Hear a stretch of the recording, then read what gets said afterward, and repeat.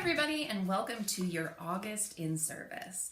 This is Jessica McKeon coming to you from lovely and sunny Madison, Wisconsin. I hope that you're all having a wonderful summer. I can't believe September is going to be here before we know it. Kids are back to school in a number of locations, and things are just starting to get crazy if they haven't been for you already. So I wanted to go over a couple of things with all of you this month. And the first and probably most important thing that you may or may not have heard about is that 2 weeks ago, or maybe it was the beginning of last week, time flies around here, we were actually split out at the national level from Mobiles. And so this is a really exciting change for us and something that makes complete sense from the business perspective. So fixed sites are now given their own reporting structure, which means that we get more attention, good attention, right? And we're able to really focus on our product lines that we offer. So we're specialized, right? Each of our donor centers has a very catered technology that they offer the donors. This may be plasma, it may be platelets, it may be granulocytes, it may be whole blood, double red cell. There's a multitude of different things that may be offered at each of our centers. And so we're different than the Mobiles. Mobiles have to deal with trucks and buses and setting up in a different site every day and dealing with temperature concerns. And there's just a multitude of things that make us different. Each of us is great in our own way, but it was really important that we were separated out so that we can really focus on getting the attention and the help for the things that we need as a separate group. So I wanted to go through the organizational structure with you. I don't know if many of you are actually aware of who you report up into and how that all works. And I thought it would be a good opportunity for us to kind of sit down and go through this. And you can definitely talk with your team supervisor or your manager at your in-service to get further information. But I wanted to kind of go on a more general level, but actually represent you as well. And I have a little flow chart here. I don't know how well you'll be able to see it, but we'll try.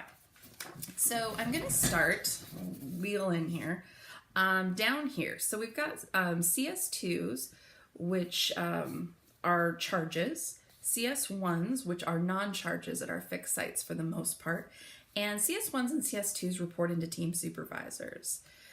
Team supervisors report into your local apheresis manager, and for Heart of America, and for Jefferson City, Columbia, and Effingham, that's Cynthia Berry.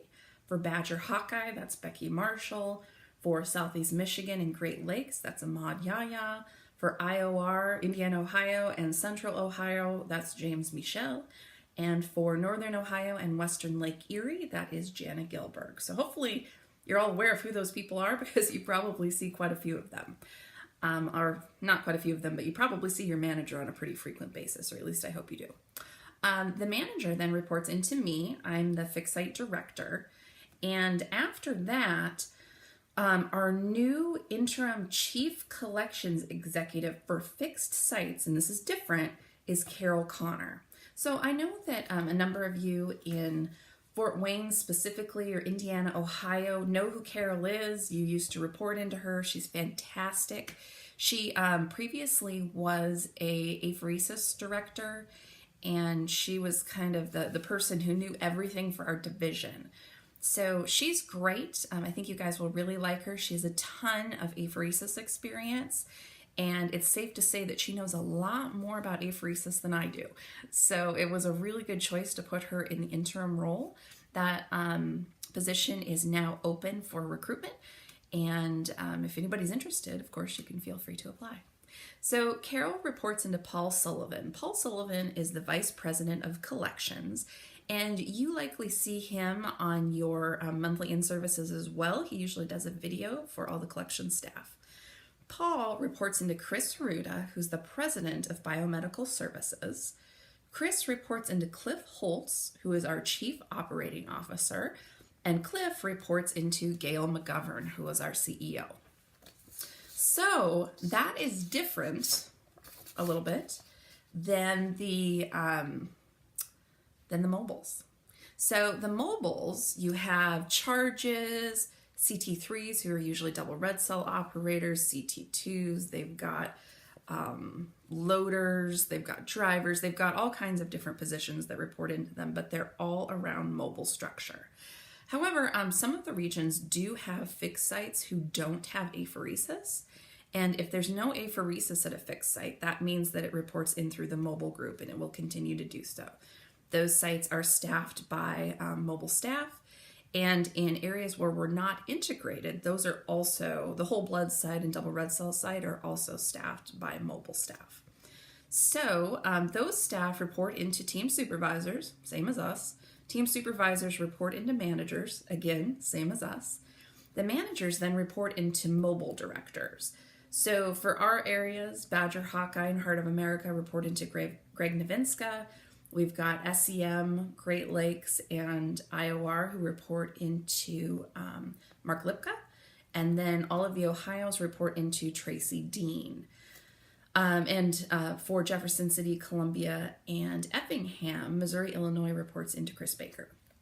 So you've got your mobile directors who then report into one of two chief collections executives. So now we have an East and a West. So East is Jerry Tillery, and he is now over the Ohios, as well as the other areas that he was over for the East. So he's over Western Lake Erie, Northern Ohio, and Central Ohio. For the West, we have Darren Greenlee, and Darren, sorry about that. And Darren is also over Badger, Hawkeye, Heart of America, Southeast Michigan, Great Lakes, and Indiana, Ohio. So these guys, who were previously the CCEs over East and West, report into Paul, the same as Carol. So again, mobile staff then go up to Paul, to Chris, to Cliff, to Gail. So I hope that that helps a little bit to explain how you fit into our new structure. This is a really exciting time for us. Again, I'm so pumped that fixed sites are broken off from mobiles because we are a different animal. There's different challenges that we face along with split rate, things like that. So it's really cool that we were able to get our own function. So the next thing that I wanted to go over was, of course, goal attainment for July. We had another really great month.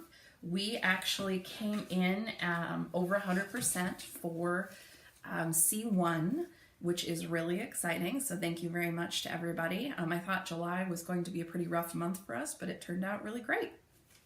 We had a number of regions make goal. We had 4 regions make goal, 4 that didn't, but overall, pretty darn good month. So let's start with Central Ohio. Central Ohio, we will actually do split rates first. Came in at 3rd in the country, so great job, you guys, at a 2.23 split rate. They also came in at 96.7% of goals, so a little bit of a miss there, but I'm sure that August will be a little bit better. Southeast Michigan was at 1.96 and came in 33rd in the country and 96.9% of goal attainment in July. Great Lakes came in at 2.09 for 22nd in the country, and they came in at 103.3% of goal. Badger Hawkeye had a split rate of 2.04, 28th in the country, and came in at 110%. Way to go, Badger. Love seeing that. Indiana, Ohio came in at 2.20, 7th in the country for split rate, and goal achievement was 103.4%. Awesome. Heart of America came in with a split rate of 2, 30th in the country, and Heart of America, you guys were over goal. Congratulations. 100.6% of goal. And Northern Ohio is next. They came in with a split rate of 2.06, and that is 24th in the country. And unfortunately, goal was pretty low there at 92.6% of goal. And I know we have a number of things going on there in order to try to increase goal. So hopefully Again, August and September will be better. Western Lake Erie came in 21st in the country for split rate at a 2.09 and 94.1% of goal. Effingham came in at 1.96 split rate, 146th in the country, and these are by sites now. Columbia at 2.07 at 112th in the country. And Jefferson City had a great month at 2.21 and 40th in the country. And of course, I always have to report out on Goshen because they're normally very, very top in the country for their split rate. This month, they were 6th in the country at a 2.33, which is astronomical. The top site in the country was a 2.35, so they were only off of that by 0.02, and that was a site in Alabama. So just so you all are aware, Southern, the region Southern, is really coming from behind. Their split rates are phenomenal, so we've got to step it up because you know that we have to beat C2. There's nothing more important than that. All right, well, that's all I've got for this month. If anybody has any questions, as always, feel free to give me a call, send me an email. My cell phone is 509-969-1999, and I hope you all have a fantastic rest of August. I'll see you in September. Bye.